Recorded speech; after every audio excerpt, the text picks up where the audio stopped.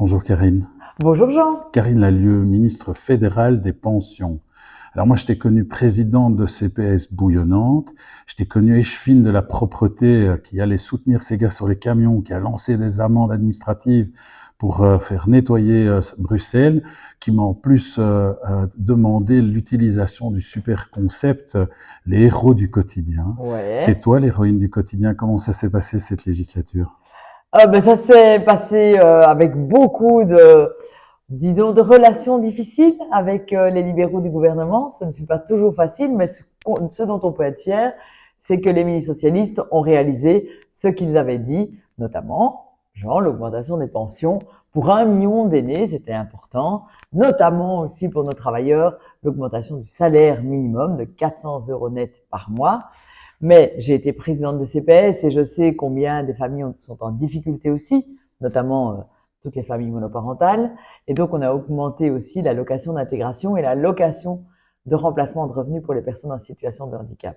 Mais dis avec ton passé de député fédéral, parce que je parle de tes fonctions à la ville où tout le monde connaissait ta pugnacité.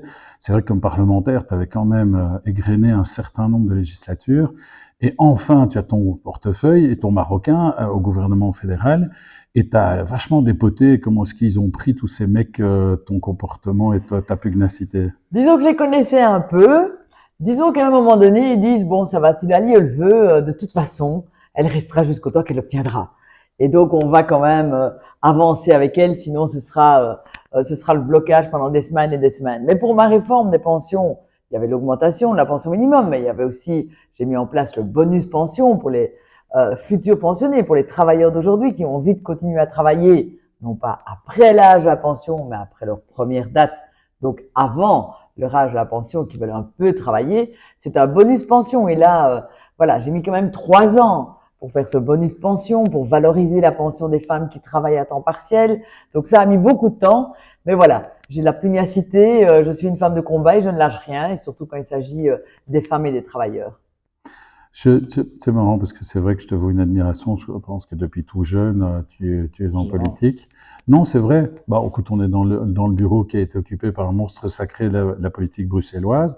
C'est vrai que, tiens, après ton passage à la ville, ton passage au fédéral, te voilà candidate au régional. Quels sont tes projets? Qu'est-ce que tu as envie de faire dépoter à la région? mais d'abord, je suis bruxelloise. Je suis née à Bruxelles. J'adore Bruxelles. Je suis vraiment la bruxelloise de cœur et j'ai envie de mettre toutes mes forces, toutes mes valeurs, toute ma détermination, toutes mes convictions pour les Bruxelloises et les Bruxellois. Ici, en région bruxelloise, elle en a vraiment, vraiment besoin parce que ce que je peux te dire, c'est que quand tu viens du fédéral, tu vois combien les politiques, je parle pas des Wallons et des Flamands, mais les politiques flamands notamment, n'aiment pas Bruxelles. Et donc Bruxelles doit pouvoir se défendre, surtout qu'elle apporte énormément à ce pays.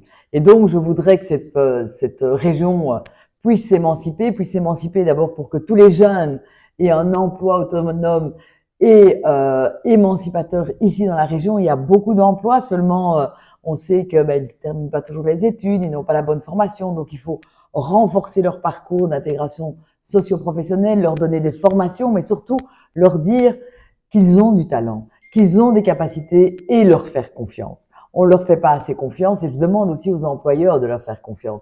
C'est aussi soutenir tous ces gens qui créent leur propre emploi. Il y a beaucoup de jeunes aujourd'hui ou de moins jeunes qui sont des petits entrepreneurs, des indépendants dans notre quartier, il y en a partout.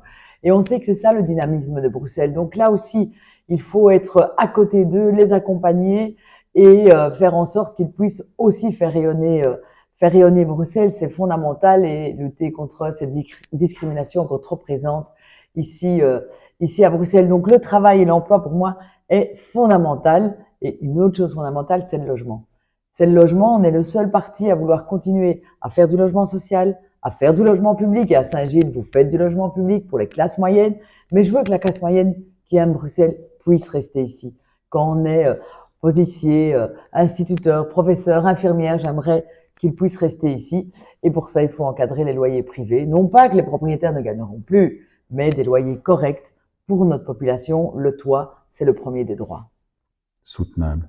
Dis, c'est vrai que tu nous as parlé des pensions, mais je crois savoir, et puis j'ai vu un beau tract où tu es avec deux colistiers et colistières, présidents de CPS à Bruxelles, deux socialistes auxquels je tiens, Hassan Chegnani et Myriam Amrani. Comme ton parcours à l'intégration sociale, tu peux nous en parler un peu? Alors c'est vrai, ministre de l'intégration sociale, c'est être ministre de l'ensemble des CPS de tout le pays. Donc on a eu la crise Covid ensemble, c'est compliqué, donc on l'a géré correctement et je dois remercier quand même tous ces travailleurs sociaux qui étaient sur le pont pendant tous les Covid, toute la période de Covid.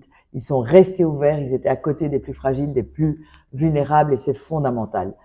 Et puis, on a vraiment renforcé, on a fait un projet magnifique. Et d'ailleurs, le CPS de Saint-Gilles, avec Myriam, a participé à ça. C'est le projet Myriam. C'est l'accompagnement des femmes qui sont à la tête de familles monoparentales et qui sont souvent plus perdues. Elles ont été abandonnées par le père des enfants. Elles se retrouvent débordées, dépassées. Elles n'ont pas de réseau social.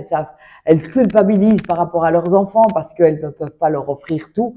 Et puis là, on les prend en main. On les prend en charge. On dit, vous n'êtes pas toute seule. Il y a plein d'autres exemples. On va retrouver le chemin de vos droits, retrouver le chemin de l'insertion socio-professionnelle. Leurs enfants vont aller mieux. Et c'est ça le projet Myriam que j'ai découplé à travers la Belgique, mais surtout à Bruxelles. Et le CPS de Saint-Gilles est un magnifique exemple par rapport à ce projet. Et tu as oublié de dire que tu as été pionnière à l'époque du portage du projet Myriam quand tu étais présidente. Oui, c'est vrai que je l'avais vécu à la ville de Bruxelles. Quand j'ai dit ça, je suis devenue ministre. Je dis, il y avait 450 000 euros pour tous les CPS du pays. J'ai fait 4 fois 4,5 millions d'euros pour les CPS. C'est 1000 femmes qui sont suivies chaque année dans ce projet-là. Je suis aussi une féministe et donc je suis ravie que ce projet fonctionne. L'empowerment des femmes par les femmes, tu ne m'étonnes pas beaucoup. Et alors, c'est vrai, donc il y avait l'intégration sociale, les pensions et des personnes en situation de handicap, c'est fondamental. Notre société n'est pas encore pas assez inclusive, c'est clair. C'est clair en matière d'emploi public comme en matière d'emploi privé. On a à balayer devant notre porte. Il y a plein de personnes qui rêvent de travailler et qu'on met sur le côté simplement parce qu'on juge par rapport à l'handicap. C'est pas possible. Donc c'est vrai que j'ai augmenté l'allocation de remplacement de revenus, mais j'ai aussi éliminé le prix de l'amour. C'est-à-dire que quand on était une personne handicapée, qu'on aimait quelqu'un, qu'on vivait avec quelqu'un, même aussi, soit avec un compagnon, un mari, peu importe, mais aussi avec sa maman ou autre chose, eh bien, on retirait l'allocation d'intégration. Aujourd'hui, eh bien, la location d'intégration, par contre, est pleine et entière. Et donc, il n'y a plus de prix d'amour, il n'y a plus de prix du travail. On avait un plan transversal handi-streaming au niveau du fédéral. Et donc, c'est un très bon bilan aussi qu'on a en matière de handicap. Mais on doit encore faire énormément d'efforts en aménagement du territoire, en accessibilité, en soutien à l'emploi de toutes ces personnes qui ont plein de talents et plein de capacités que notre société laisse sur le côté. Un peu moins sérieusement, moi c'est vrai que je te connais aussi pour tes spaghettis avec les pensionnés ou la section, c'est Laken, c'est Bruxelles, avec Philippe, vous faites votre spaghetti annuel. Tu tiens cette proximité des seniors, des gens, de quoi dans ton expérience personnelle? Mais je suis une femme de terrain. On ne peut comprendre Bruxelles ou le monde dans lequel on vit en allant à la rencontre des associations, à la rencontre des citoyens.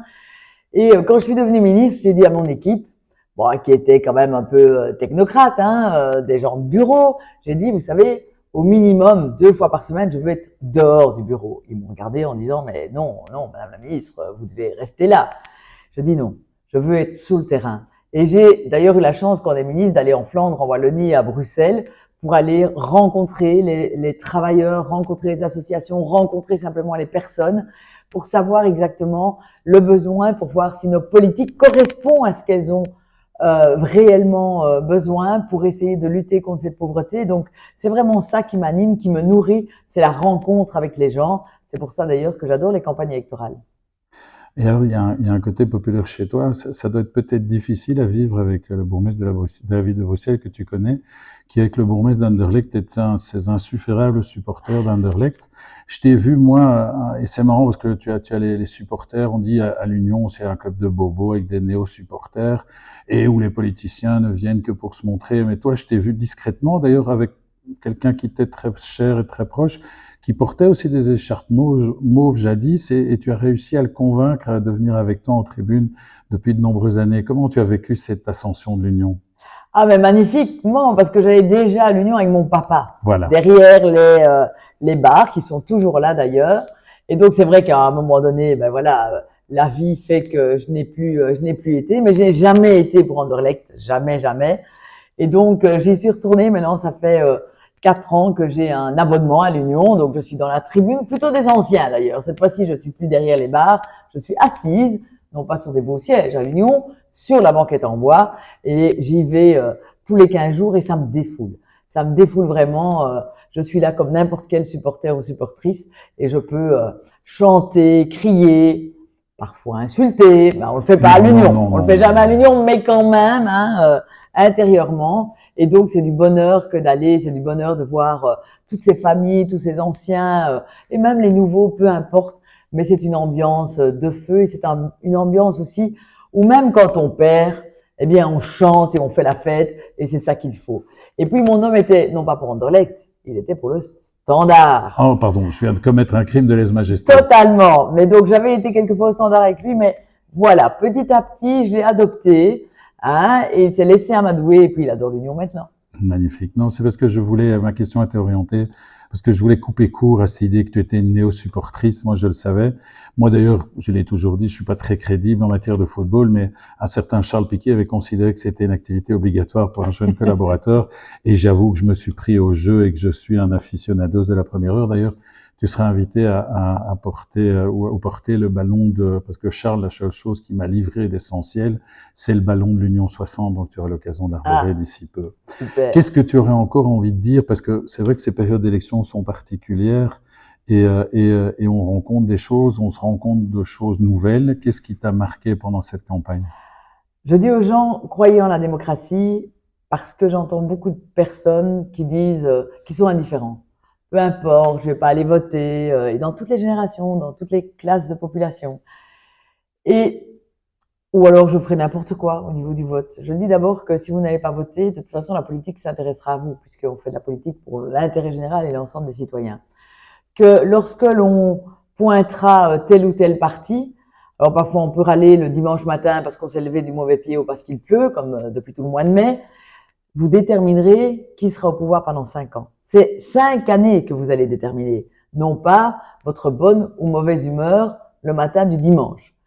Et puis voter des projets de société solidaire qui prônent la cohésion sociale, qui prônent évidemment la redistribution, qui prônent que tout le monde puisse vivre de manière correcte et digne dans notre société. Et donc pas un projet de droite, mais un projet de gauche. Et voter utile aussi. Alors il y en a qui parlent bien, il y a qu'à, et gna gna gna gna gna gna, et qui prendront jamais leurs responsabilités. Je peux vous dire que si le Parti socialiste n'avait pas pris leurs responsabilités dans ce gouvernement ici, Vivaldi, où c'était pas facile, il n'y aurait pas d'augmentation des pensions, il n'y aurait pas d'augmentation de l'allocation pour les personnes handicapées, il n'y aurait pas d'augmentation du salaire minimum, il n'y aurait pas eu une augmentation de Belliris qui embellit et qui fait des travaux partout à Bruxelles. Il n'y aurait pas eu cette réforme positive des pensions, mais une réforme négative pour les citoyens. Il n'y aurait plus d'indexation des salaires parce qu'ils auraient arrêté l'indexation des salaires. On n'aurait pas fait de l'aide alimentaire comme j'ai pu faire. Donc ce serait une société de moins en moins solidaire. Et quand je vois le programme, notamment de la droite, qui veut déjà couper 6 milliards dans les soins de santé, alors que nous, on a réinvesti 10 milliards, ce sera effectivement de la casse sociale, de la casse en matière de santé et de la casse pour l'ensemble de Bruxelles. Donc faites attention et votez socialiste, votez les progressistes. Alors, je vais avoir une dernière question un peu plus intéressée cette fois. Je suis un peu orphelin. C'est la première fois en 20 ans que je fais pas campagne parce que j'ai choisi de me présenter aux élections prochaines comme municipaliste et continuer ma fonction de bourgmestre. Quelle relation entends-tu que la région puisse mener avec ces communes et quel type de collaboration peut se tisser et comment est-ce qu'on peut travailler ensemble? Alors d'abord, il y a les socialistes qui aiment les communes et qui aiment la région, ça c'est clair. On est des municipalistes, et moi aussi d'ailleurs, je suis municipaliste aussi de cœur, et les communes, c'est fondamental. fondamental parce que c'est le pouvoir le plus proche du citoyen. Alors c'est un métier dur hein, que d'être bourgmestre ou échevin. On est tout le temps à la rencontre de ces citoyens. Dès qu'il y a quelque chose qui ne va pas, le citoyen nous interpelle, t'interpelle, te voit et ça, monsieur le bourgmestre, etc. C'est tuant, mais c'est un tellement beau mandat et tellement beau métier. Mais ce qu'il faut, c'est que la région soutienne ces communes. Soutienne ces communes parce qu'elle fait des politiques remarquables en matière sociale, en matière d'aménagement du territoire, en matière sportive, en matière culturelle. Eh bien, tout ça doit être soutenu au niveau de la région et la région doit plus supporter les communes. Et pour qu'on ait des communes fortes, qui soient à côté de la région, mais fortes pour les citoyens de Bruxelles, il faut les renforcer et il faut mieux les financer. Merci Karine Allieu. Avec plaisir, Jean.